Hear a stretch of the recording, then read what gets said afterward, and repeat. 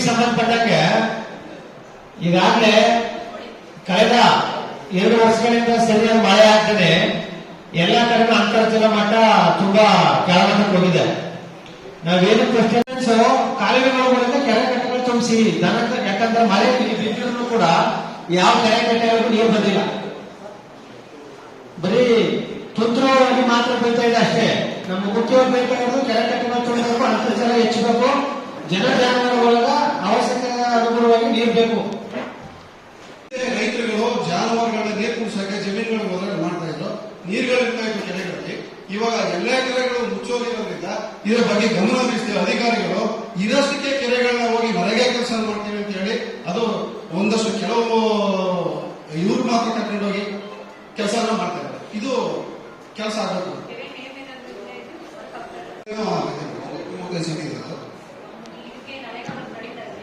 ನಡೀತಾ ಇದೆ. ಫಾರಂ 6 ಅಲ್ಲಿ ಡಿಮಾಂಡ್ ಕೊಟ್ಟ ನಂತರ 15 ದಿನದೊಳಗಾಗಿ ಅವ್ರಿಗೆ ಕೆಲಸನ ಕೊಡಬೇಕು ಅಂತ ಹೇಳ್ತಾರೆ. ಕೆಲಸ ಕೊಡಬೇಕು ಅಂತ ಆಕ್ಟ್ ಹೇಳ್ತಿದೆ. ಕೊಡ್ಲಿಲ್ಲ ಅಂದ್ರೆ ಅವ್ರಿಗೆ ನಿರುದ್ಯೋಗ ಭತ್ಯೆ ಕೊಡಬೇಕು ಅಂತ ಹೇಳ್ತದೆ. ಈಗ ನಾಳೆನೆ ನಮ್ಮ ಗ್ರಾಮ ಪಂಚಾಯತಿ ಸಿಬ್ಬಂದಿ, ರೆವಿನ್ಯೂ ಸಿಬ್ಬಂದಿ ಹೋಗ್ಬಿಟ್ಟು ಅಳತೆನ ಮಾಡಿಸ್ತೀವಿ. ಇಡೀ ಸರ್ವೆ ಸಮಸ್ಯೆ ಇರೋದ್ರಿಂದ ಏನಾಗ್ತದೆ, ನಮ್ಗೆ ಆಕ್ಚುಲಿ ಕೊಡ್ಲೇಬೇಕಾದ್ರೆ ಕೆಲಸ ಕೊಡ್ಲಿಲ್ಲ ಅಂತಂದ್ರೆ ವೈಲೇಷನ್ಸ್ ಆಗ್ತದೆ, ಅವ್ರು ಹುಳೆ ಹೋಗ್ತಾರೆ ಅಂತ ಹೇಳಿ ಪೇಪರ್ ಅಲ್ಲಿ ಬರ್ತದೆ.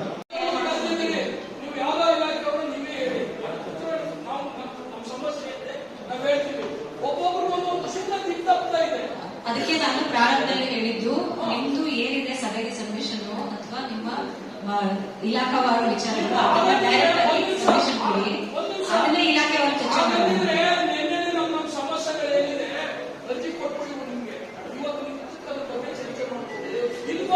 ಏನಾದ್ರು ವಿಚಾರಗಳು ಈಗ ತಾಲೂಕಲ್ಲಿ ನಾವು ಕೆಲವು ಸಂಗತಿಗಳನ್ನ ತಗೊಂಡ್ ಬರ್ತಾ ಇರ್ತೀವಿ.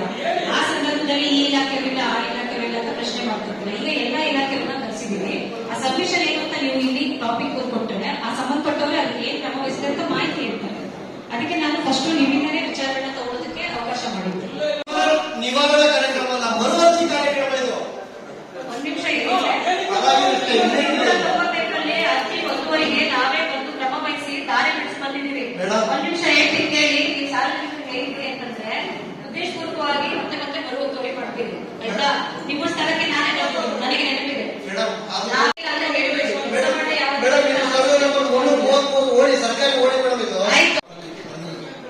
ನಿಮ್ಮ ತಪ್ಪುಗಳಿಂದ ನಾವು ಔಷಧಿಗೆ ಹೇಳಬೇಕು ಅಂತ. ಈ ತಾಲೂಕಿನಲ್ಲಿ ಮಳೆ ಇಲ್ಲ, ನಮಗ್ ನೀರಿಲ್ಲ, ಬೆಳೆ ಇಲ್ಲ, ನಮ್ಮದು ಪ್ರಾಥಮಿಕ ಸಾಧ್ಯ ಮಾಡಿಲ್ಲ. ನೀವು ಅದು ಕ್ಯಾಪ್ಟೌನ್ ಮಾಡಿದ್ರೆ ನಮಗೆ ತಾಲೂಕಿನ ಯಾಕೆ ಮಾಡಿಲ್ಲ? ಇಂಥ ಕೆಲವು ವಿಚಾರ ಬೇರೆ ವಿಚಾರ ಬೇಕಾಗಿದೆ, ಅವ್ರಿಗೆ ಉತ್ತರ ಬೇಕಾಗಿದೆ.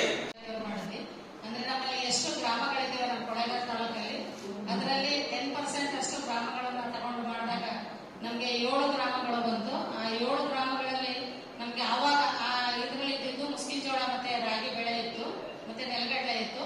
ಆ ನೆಲಗಡಲೆಗೆ ಹೋಗಿ ಅಲ್ಲಿ ಗ್ರಾಮಗಳನ್ನ ಆಯ್ಕೆ ಮಾಡಿಕೊಂಡು ಎಲ್ಲಿ ಬಿತ್ತನೆಯಾಗಿತ್ತು ಆ ಗ್ರಾಮಗಳಲ್ಲಿ ಆಯ್ಕೆ ಮಾಡಿಕೊಂಡು ಕಂದಾಯ ಇಲಾಖೆ ಮತ್ತೆ ಕೃಷಿ ಇಲಾಖೆ ಸರ್ವೆ ಮಾಡಿ ಆವಾಗ ಏನು ವಿಸ್ತೀರ್ಣದಲ್ಲಿ ಬಿತ್ತನೆಯಾಗಿತ್ತು ಮತ್ತೆ ಎಷ್ಟು ಇಳುವರಿ ಬರ್ಬೋದು ಮತ್ತೆ ಯಾವ ರೀತಿ ಮಳೆ ಕೊರತೆಯಿಂದ ಬೆಳೆ ಒಣಗ್ತಾ ಇದೆ ಅನ್ನೋದ್ರ ಬಗ್ಗೆ ವರದಿ ಮಾಡಿ ಆ ವರದಿನ ನಾವು ತಹಸೀಲ್ದಾರ್ ಮುಖಾಂತರ ಮಾನ್ಯ ಜಿಲ್ಲಾಧಿಕಾರಿಗಳಿಗೆ ಸಬ್ಮಿಟ್ ಮಾಡಿದ್ದೇವೆ. ಯಾವ ಗ್ರಾಮಗಳು ಅಂತ ಹೇಳಿ, ಎಷ್ಟೇ ಕಳಿಸಿದ್ರಿ ಅದೇ ಹೇಳಿ, ಎಷ್ಟು ದುಡ್ಡು ಬಂದಿದೆ ಅದೇ ಹೇಳಿ, ಯಾರ್ಯಾರು ಕೊಟ್ಟಿದ್ರಿ ಅದೇ ಹೇಳಿ. ಸುಮ್ಮನೆ ಮೂಕ್ ಹೋಗ್ಬೇಡಿ, ಗ್ರಾಮ ಗ್ರಾಮದಷ್ಟೇ. ಸರ್ ನಾನು ಒಂದು 10 ನಿಮಿಷ ಟೈಮ್ ಕೊಟ್ಟು ತಗೊಂಡಿದ್ದೆ. ತಿಮ್ಮಜಿಪುರ, ಅರಪಾಳ್ಯ, ಕೆಂಪಳ್ಳಿ, ನಿಗಣಪುರ, ಚಾಪರಪಾಳ್ಯ, ತಿಮ್ಮಜಿಪುರ, ಇತುತೋಟಿ ಈ ಭಾಗದಲ್ಲೆಲ್ಲ ಮುಸ್ಕುಜೋಳ ಆಗ್ತದೆ. ಅಲ್ಲಿಗ ನೀರಾವರಿ ಮಾತ್ರ ನೀವು ಅವಕಾಶ ಕೊಟ್ಟಿದ್ದೀರಿ. ಯಾವ್ದ್ರಲ್ಲಿ ಈ ಫಸಲ್ ಬಿಮಾ ಯೋಜನೆಗೆ ಹಣ ಕಟ್ಟಂತ ಮಳೆ ಆಶ್ರಿತ ಕೊಟ್ಟಿಲ್ವಲ್ಲ, ಅಲ್ಲಿ ಬೆಳೆ ಬೆಳೀತಕ್ಕಂಥ ರೈತ ಮಳೆ ಆಶ್ರಿತ ಬೆಳೆ ಬೆಳೀತಾರಲ್ಲ, ಅದನ್ನ ಪರಿಹಾರ ಯಾವ ರೀತಿ ತುಂಬ್ತೀರಾ? ಸರ್ ಅದು ಇಂಥ ಕಡೆ ಆಗ್ತಿಲ್ಲ, ತಾಲೂಕು ಮಟ್ಟಕ್ಕೆ ಬಂದಾಗ ಬೆಳೆಗಳಿಗೆ ಪಡಿಸ್ತಾರೆ. ಅದನ್ನ ಕೇಳಿದ್ದು.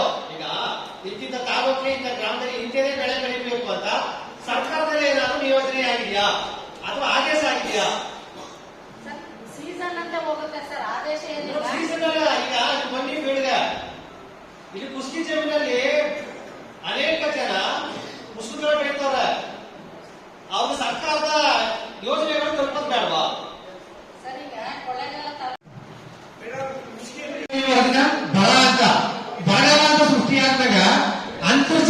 ಇರಲ್ವಾ? ಹಿಂಗಿರುತ್ತಲ್ವಾ? ಅಂತರ್ಜಲ ಹಿಂಗಂದ್ರೆ ಕೃಷಿ ಪಂಕ್ಷನ್ಗಳಿಗೆ ಸಂಬಂಧಪಟ್ಟಂತ ಬೆಳೆಗಳನ್ನು ನೀವು ಸೇರಿಸಬೇಕಲ್ವಾ? ಸರ್ ಇದೆಯಲ್ಲ ಸರ್ ಎಲ್ಲಿ ಸೇರಿಸಿದ್ದಾರೆ? ಎಲ್ಲಿ ಸೇರಿಸಿದ್ದಾರೆ? ನೀವು ಬರಬರೆಯಕ್ಕೂ ಪಂಕ್ಷನ್ ಹೊಂದಿರತಕ್ಕಂಥ ರೈತರದ್ದು ಲಿಸ್ಟ್ ಕೊಟ್ಟಿಲ್ಲ. ಅವರು ಯಾವ ಬೆಳೆಗಳು ಯಾವ ಉಳಿಸ್ಕೊಂಡಿಲ್ಲ, ಎಲ್ಲ ನಷ್ಟ ಆಗದ. ಅವ್ರಿಗೆ ನಷ್ಟ ತುಂಬಿಕೊಟ್ಟಿಲ್ಲ ಸರ್ಕಾರ. ಒಂದ್ ಕಡೆ ನೀರಾವರಿ ಮುಸ್ಕುಜೋಳಕ್ಕೆ ಮಾತ್ರ ನೀವು ಫಸಲ್ ಬಿಮಾ ಯೋಜನೆಯಲ್ಲಿ ಹಣ ಕಟ್ಟುವಂತ ಅನುವು ಮಾಡ್ಕೊಟ್ಟಿದ್ದೀರಿ. ಇದೆಲ್ಲ ವರದಿಗಳ ಸರ್ಕಾರಕ್ಕೆ ವರದಿ ಹೆಂಗ್ ಗೊತ್ತಾಗಿಲ್ಲ? ನಿಮ್ಮ ಮಟ್ಟದ ಅಧಿಕಾರಿಗಳು ಕೊಟ್ಟಬೇಕಂತಾನೆ ಗೊತ್ತಲ್ವಾ? ಒಂದೇ ಇಲ್ಲ ಸರ್ ಎಲ್ಲ ಇದೆ ನೋಡ್ಕೊಳ್ಳಿ ಸರ್. ಈಗ ಹೇಳಿ ಮೇಡಮ್. ಇಟ್ಕೊಂಡಿದ್ದೀರಾ ಅದನ್ನ ಕೊಳ್ಳೇಗಾಲ ತಾಲೂಕು ಕಸಬಂದ ಮಾಡಲಿದೆ. ಮಳೆಯಾಶ್ರಿತದಲ್ಲಿ ಉದ್ದು ಎಳ್ಳು ಹೆಸರಿದೆ. ಬಾಳೆ ಹೋಬಳಿ ಬಂದಾಗ ನೀರಾವರಿಗೆ ಭತ್ತ, ರಾಗಿ, ಮುಸ್ಕಿನ ಜೋಳ, ಈರುಳ್ಳಿ, ಅರಿಶಿನ, ಟೊಮೆಟೊ. ಮಳೆಯಾಶ್ರಿತದಲ್ಲಿ ಹೆಸರು, ಉದ್ದು, ಎಳ್ಳು, ನೆಲಗಡಲೆ ಇದೆ ಸರ್. ಇದು ತಾಲೂಕು ಮಟ್ಟದ್ದು, ಹೋಬಳಿ ಮಟ್ಟದ್ದು ಸರ್. ಇನ್ನು ಪಂಚಾಯತಿ ಮಟ್ಟಕ್ಕೆ, ಗ್ರಾಮ ಪಂಚಾಯತಿ ನಮ್ಮ ಪ್ರಶ್ನೆ ನಿಮ್ಗೆ ಅರ್ಥ ಆಗಿಲ್ಲ. ಬೆಳೀತಾ ಇಲ್ವಾ? ಬೆಳೀತದೆ. ಮತ್ತೆ ಯಾಕೆ ಸೇರಿಸಿಲ್ಲ? ಮುಸ್ಕಿನ ಜೋಳ ಇಲ್ಲಿದೆಯಲ್ಲ ಸರ್, ಗ್ರಾಮ ಪಂಚಾಯತಿ ಮಾಡ್ತಾರೆ ಕೊಳ್ಳೇಗಾಲ ತಾಲೂಕು. ಅಯ್ಯೇ ದೊಡ್ಡ ನೀವು ಪಾಳೆ ಹೋಗಿ ನಾನು ಇವತ್ತು ಕಷ್ಟ ಮಾತಾಡಿ ಫಸ್ಟ್. ಕಸ್ಬಾದಲ್ಲಿ ಅಲ್ಲ ಸರ್, ಅಲ್ಲಿ ಮೆನ್ಷನ್ ಮಾಡ್ಬೇಕು ಅಷ್ಟು ಹೇಳ್ತಾ ಇದ್ದೀನಿ ಸರ್ ನಾನು. ಅದಕ್ಕೆ ನಾವ್ ಹೇಳಿದ್ದು ಶಿವರಾಜಪುರ ಮತ್ತೆ ಕೊಂಗಳಿ ರಾಗಿ ಮಳೆಯಾಶ್ರಿತ ಇದೆ ಸರ್. ಅವ್ರು ರಾಗಿ ಹಾಕಲ್ಲ, ಮುಸ್ಕು ಜೋಳ ಹಾಕ್ತಾರ. ಮಧುನಾಡಿ ಹಾಗೇನ್ ಮಾಡೋದು? ಒಂದು ಮಳೆಯಾಶ್ರಿತ ಮುಸ್ಕಿನ ಜೋಳ ಇದೆ ಅದಕ್ಕೆ ಸರ್. ನಾವ್ ಹೇಳಂತದ್ದು ಇನ್ ಮುಂದೆ ಈ ರೀತಿ ನೀವು ರಾಗಿನೇ ಬೆಳೀರಿ, ಮುಸ್ಕು ಜೋಳದ ಬೆಳೀರಿ ಅಂತಲ್ಲ. ಇಡೀ ಚಾಮರಾಜನಗರ ಜಿಲ್ಲೆಯಲ್ಲಿ ಯಾವ ಊರಲ್ಲಿ ಯಾವ ಬೆಳೆನಾದ್ರು ಬೆಳೀರಿ. ಆ ಏನ್ ರೈತ ಬೆಳೆದಿರ್ತಾನ ಅದಕ್ಕೆ ಫಸಲ್ ಬಿಮಾ ಯೋಜನೆಯಲ್ಲಿ ಶುಲ್ಕ ಕಟ್ಸ್ಕೊಳ್ಳೋದು. ನೀವು ರೈತರು ಗೊತ್ತ, ನೀವು ಇಂಥದ್ದೇ ವರದಿ ಕೊಟ್ಟಿದ್ದಾರೆ ಸರ್, ಸರ್ಕಾರ. ಹೇಗೆಂದ್ರೆ ಒಂದು ಬೆಳೆಗೆ ವಿಮೆ ಮಾಡಬೇಕು ಅಂದ್ರೆ ಗ್ರಾಮ ಪಂಚಾಯತಿ ಮಟ್ಟದಲ್ಲಿ 58 ಜಮೀನು ಇರಬೇಕು. ಮತ್ತೆ ಇದಕ್ಕೆ ಹೋದಾಗ ಹೋಬಳಿ ಮಟ್ಟಕ್ಕೆ ಹೋದಾಗ 208 ಜಮೀನು ಮಾಡಬೇಕು ಸರ್. ಅದೇ ಮೇಡಮ್, ಈಗ ಇದು ಸಮಾಜಾಸ್ಪದ ಉತ್ತರ ಅಲ್ಲ. ATM